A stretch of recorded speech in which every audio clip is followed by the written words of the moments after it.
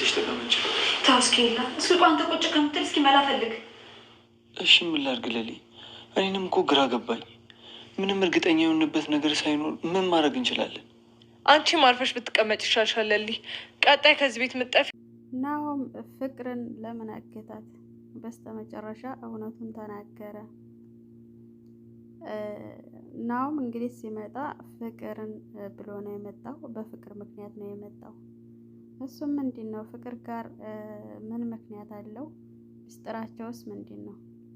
በዛሬው ቪዲዮአቸው እንግዲህ ሲናገር ነበረ። ናሆም እንዲህ ሲል ይነግራቸዋል። ለምንድን ነው ያገትከኝ? ከኔ ምንድን ነው የምትፈልገው? ብላ ሌዱ ስትጠይቀው ሌዱ በጣም ይቅርታ አድርጊልኝ፣ እኔ በምክንያት ነው እንደዚህ ላግትሽ የተነሳሁት ብሎ ሲላን ነበረ። ምንድን ነው ምክንያቱ? አሰላሙ አሌይኩም ወራህመቱላሂ ወበረካቱሁ። ውድና የተከበራችሁ የተወደዳችሁ ውድ ቤተሰቦች እንደምን አላችሁልኝ? ከኔ ጋር ሁሉ ሰላም ነው አልሐምዱሊላህ። ለቻናሌ አዲስ ከሆናችሁ እንግዲህ ላይክ፣ ሰብስክራይብ እያደረጋችሁ አበረታቱኝ እላለሁኝ። እንዲሁም ሼር እያደረጋችሁ አበረታቱኝ እላለሁኝ። ዛሬ እንግዲህ በአደይ ድራማ ክፍል 51 ብቅ ብያለሁ ማለት ነው። ናሆም የፍቅር ጓደኛ እንግዲህ ሊዷን አግቶት ወስዷት ነበረ። ሁላችንም እናውቃለን። ምክንያቱንም ሲናገር ነበር ማለት ነው።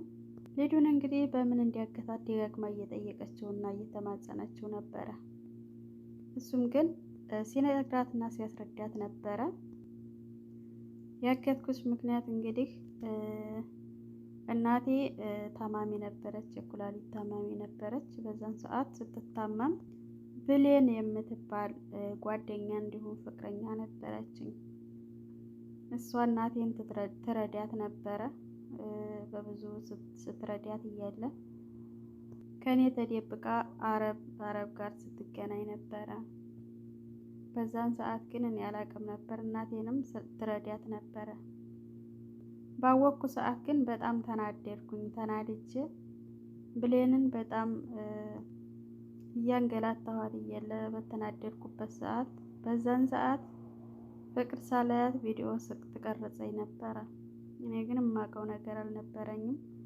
በጣም ስለተናደድኩ እኔ አረቡ ጋር ስላየኋት ፍቅረኛዬን በጣም ስለተናደድኩ በዛን ሰዓት ግን ቪዲዮ እየቀረጸች ነበረ ፍቅር ተብዬዋ። እናም በዛ ቪዲዮ ታስፈራራኝ ነበረ። ለፖሊስ ሰጠዋለሁኝ አሳስራለሁ ስትለኝ ነበረ። በዛ ምክንያት እንግዲህ ፍቅር ወደ ቤቷ እንዲመጣና እሷ ጋር እንዲሆን እንዲሁም አደይን ተቤት አስወጥቼ እንዲወስድላት በዚህ ተስማምተን ወደ ቤት መጥቼ ነበር ሲል ይጀምርላታል ማለት ነው። ፍቅር አደይን ከቤት እንድትወጣ ለምን ፈለገች ብላ ስትጠይቀው እኔ እሱን የማውቀው ነገር የለኝም፣ ችግሯ ምን እንደሆነ ከአደይ ፍቅር የማውቀው ነገር የለኝም። እሷ ግን አንቺን ተማገቴ በፊት አደይን ነበር የፈለገችው ብሎ ይነግራታል ማለት ነው። እና እሺ አሁን እኔን ለምን አትለቀኝም? ከኔ ምንድን ነው የምትፈልገው? ይበቃኛል፣ ልቀቀኝ፣ ልመለስ ወደ ቤት ሰዎች ስትለው አልለቅሽም። የማልለቅብሽ ምክንያት ፍቅረኛዬን አረቡ ሰውዬ ይዟት እያሰቃያት ስለሆነ ብዙ ሴቶች ወደ እኔ ካመጣህልኝ እሷን እለቃታለሁ ስላለኝ ነው። እናንተን አጠራቅሚ ወደ እሱ ልልካችሁ ነው ይላታል ማለት ነው። ለምን ራስ ወዳድ ትሆናለህ? እኔ አላሳዝንህም? ለምን አትለቀኝም? እያለች ስትለምነው እኔ ልለቅሽ አልችልም ምናምን እያለ ሲላት ነበር ማለት ነው። ሊዱ በጣም ታሳዝን ነበር በዛን ሰዓት። እንደዛ እያላት እያለ ወደ ቤት ይሄዳል ማለት ነው። ወደ ቤት ሄዶ ማንም አልነበረም፣ አደይ ብቻ ነበረች። የተቀሩትም ውጭ ወጥተው ነበር። አደይ እንደዚህ ተደናግጣ ቆማ ነበር። አደይ መሆነች ነው ተደናገጠች ምናምን ሲላት፣ እሷ ግን እየተደናገጠች አልነበረችም፣ ሌላ ነገር እያሰበች ነበር። ምን አስባ ይሆን አደይ? ወደ ክፍሉ ሲገባላት ክፍሉን መቆለፍ ነበረባት። ያኔ ዘጋችበት ማለት ነው። ለምን ዘጋችበት ናኦልን? ሊዱን አንተ እንዲያገትካት ታውቃለሁኝ። በሩን ተቆለፈችበት ወዲያ። እናም አሁን እውነቱን ተናገር አለ በቀረ ለፖሊስ እደውላለሁ እያለች ስታስፈራራው ነበር ማለት ነው። ሊዱ ያሁን ጀግና መሆን ይዛለች። ከዛ እቤት ማንም አልነበረም። እሱ ደግሞ ክፈችልኝ፣ እኔ ምንም ነገር አላውቅም፣ የማውቀው ነገር የለኝም፣ አንቺ ምን አስበሽ ነው እንደዚህ የዘጋሽብኝ የቆለፍሽብኝ ሲላት ነበረ። እሷ ግን ሊዲያ አንተ ጋር እንደሆነች እናውቃልና ለፖሊስ ከመደወሌ በፊት እውነቱን ተናገር እያለች ስትለው ነበረ። በስተመጨረሻም አሁን ጋር ናት ብሎ ሲነግራት ብርህን ነው ስትለው፣ አዎ የምሬን ነው፣ እንግዲያውስ እውነት ከሆነ እስኪ ይዘኸኝ ሂደይ ትለዋለች ማለት ነው። እንዲያለውም ይዟት አደይን ይዟት ሲሄድ ዱዱዬ ቁጭ ብላለች። ከዛ እንዴት መጣሽ ምናምን ስትላት፣ አይ አንቺን ልወስድሽ ነው የመጣሁት ምናምን ስትላት ነበር ማለት ነው ሊዲያን። እሱ ግን በዛን ሰዓት ሌላ ነገር ነበር ያሰበው። ምንድን ነው ያሰበው? አደይንም ጨምሮ ሊልካት ነበረ፣ ሁለታቸውንም የተባባለው ማለት ነው። ግን እንዲያሰበው አልሆነለትም። ምን ተፈጠረ? ቶሎ ብለህ ሴቶቹን ላክልኝ ሲለው ነበረ። እሺ እየተዘገጃጁ ነው ምናምን እያለ ሊዱንም አደይንም ተዘገጃጁ የሚከዱበት ቦታ አላችሁ እያለ ሲያስጨንቃቸው ነበር። እሳቸውም ደግሞ አንሄዱም እያሉ እየተጋተሩ እንዳለ መልሶ የሚያሳዝን ስልክ ነበር የተደወለለት። ምን ተፈጠረ? ፍቅረኛው ብሌን እንደሞተች ነበር የነገሩት። በጣም አዝኖ ነበረ። በዛን ሰዓት እንግዲህ አደይም ሊዱም ምንም አታስፈልጉኝም ወደ ቤታችሁ ሂዱ ሲላቸው ነበር ማለት ነው። ምን ተፈጠረ እያሉ ተደነጋግጠው ሲጠይቁት ብሌን ያው የመወዳት ሰውየው እንደሞተች ነገረኝ እያለ ሲላቸው ነበር። እሳቸውም በተፈጠረው ነገር አዝነው ወደ ቤታቸው እየሄዱ እያለ እንደ አጋጣሚ ፖሊሶች ይመጣሉ። ከዛ ያው ችግሩን አስረዷቸው። ምንም ነገር ሳያደርጓቸው ሶስታቸውንም ለቀው ወደ ቤታቸው እንዲሄዱ አድርገዋቸዋል ማለት ነው። በዛን ሰዓት ከጓደኛው ጋር ተቀምጦ ዴብ ስልክ ይደወልለታል ከፖሊስ ጣቢያ። ምንድን ነበር እሱ? የሚያስደስት ዜና ነበረ። ሊዱና አደይ እንደተገኙ ነበር ሲነግሩት የነበረው። እሱም በጣም ደስ ብሎት ባርኮቴ ጋር ነበር ቁጭ አለው። በጣም ደስ ብሎት እህት የተገኘች እያለ ሲል ነበረ ማለት ነው። በጣም ደስ ብሎት ነበረ ዴብ። እንዲያለውም መጡ ተያይዘው ሊዱና አደይ እንዲሁም የፍቅር ጓደኛ ሆነው መጡ ማለት ነው ከቤት። ሊዲያ በመገኘቷ ሁላቸውም ደስ ብሏቸው ነበረ። የተፈጠረውን ነገር እንድታስረዳቸው እየጠየቋን ነበር። እሷ ደግሞ ድክም ብሎኛል፣ በክፍሌ ማረፍ እፈልጋለሁ፣ እኔ በሰላም መጥቻለሁ እያለች ስታስረዳቸው ነበር። እንዲሁም አደይ በሰላም መታለች፣ ምንም የሚያስጨንቅ ነገር የለም እያለች ለስለስ ባለው ድምጿ ስትነግራቸው ነበር ማለት ነው። ዴብ ግን ናኦልን በጣም ሲተናነቀው ነበረ። ሊዱን በሰዓቱ አትንካው፣ እሱ ምንም ነገር አላጠፋም እያለች ስትል ነበር። የቤቱ ሰው ተገረሙ። እንዴት አላጠፋም? ይህን ሁሉ ሰዓት አግቶች እንዴት አላጠፋም ብለሽ ታያለሽ እያሉ ሲሏት ነበረ። ከተል ብላ አደይም እሱ ምንም ነገር አላጠፋም እያለች ስትል ነበረ። ሁለታቸውም ይሄን በማለታቸው የቤቱ ሰው ተገርመው ነበር። እንዴት ይሄን ይላሉ? ይሄን ሁሉ ወራት አግቷት እሱ ምንም ነገር አላጠፋም እያሉ እንዴት ይከራከሩለታል እያሉ በጣም ተገርመው ነበር ማለት ነው። አደይ በሰዓቱ ለየት ብላ ወደ ክላስ ትገባለች። ተከትራት ቤዛ ተብዬዋ ትገባለች።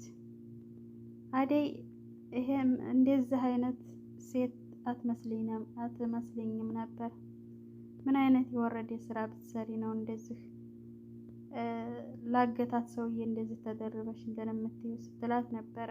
አንቺ ምንም የምታውቂው ነገር የለሽም፣ የሚያገባሽ ነገር የለም፣ አድበሽ ተቀማጭ ስትላት ነበረ። አደይ ቤዛን ማለት ነው። እንዴት እኔን ትናገርኛለሽ?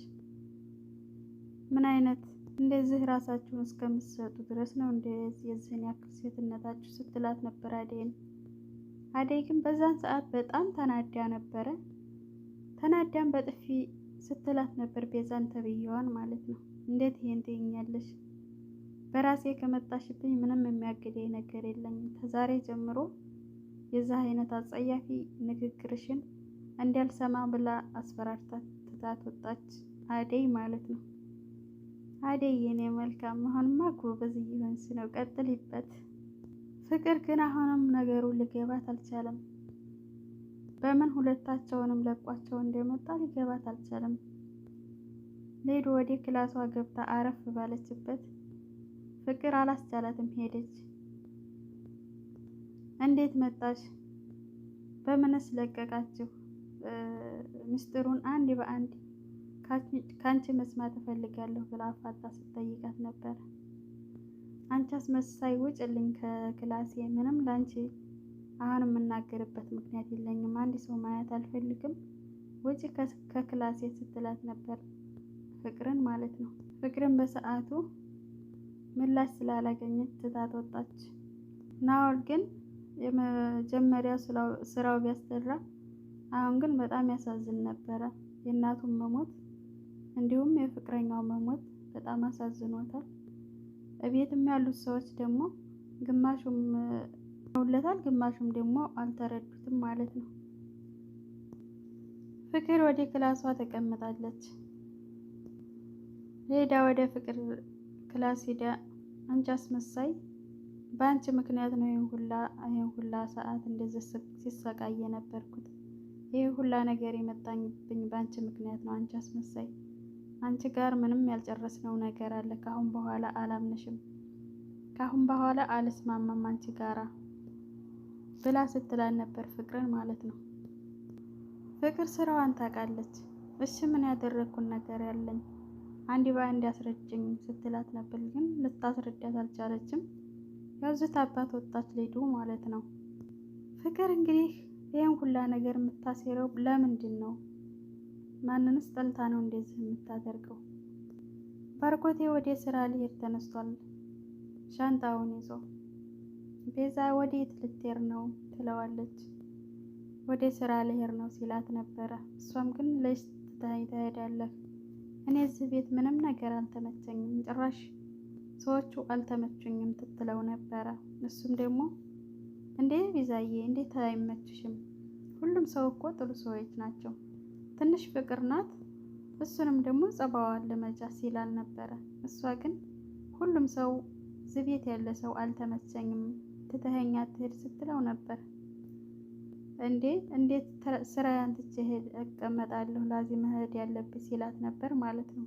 እሱ ግን በዛን ሰዓት ብዙም ግድ የሚሰጠው አይመስልም። ዝም ብለሽ ተቀመጪ ስራ መሄድ ያለብኝ እያለ ሲላት ነበረ። እና አሁን መውጣት አለብኝ ዴቨንና አደይን ሰላም ልበላቸውና ቤቱን ሰው አሁን መውጣት አለብኝ እያለ ሲል ነበረ። ወደ አደይ ክላስ ሲሄድ ዲብ ተቀምጧል አብሮ አደይ ጋራ። እዚህ ናችሁ እንዴ አላቸው። አዎ እዚህ ነን።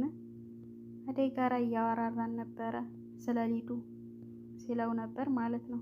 ዴቭ እንግዲህ ወደ ስራ እየተመለስኩ ነው፣ ልጆቹን አደራህን፣ እንዲሁም አደይን ሁላችሁንም አደራህን አደራ ሰጥቻለሁኝ፣ እኔ ወደ ስራ እየሄድኩ ነው ሲለው ነበር። ዴቭም ችግር የለውም ብሎ በሰላምታው እሱም ወጣ ማለት ነው። ዴቭና አደይ ተቀምጠው ምን እያወሩ ነበረ? ስለ ሊዱ ነበር ሲያወሩ የነበረው እና እንዲሁም ስለ ናውም ምንድን ነበር የነገረችሽ እያለ ሲጠይቃት ነበር። አደይም በእውነት ልጁ እንደሚታየው አይደለም፣ በጣም ያሳዝን ነበረ። የእናቱን ሞት እንዲሁም የፍቅረኛውን ሞት በጣም አሳዝኖት ነበረ። በመጀመሪያ እኔም ተናድጄበት ነበር፣ ግን አሁን ተረድቼዋለሁ እያለች ለዲብ ስታስረዳው ነበረ። በዛን ሰዓት ግን እሱም ተደናግሮት ከቤት ወጥቶ ነበረ።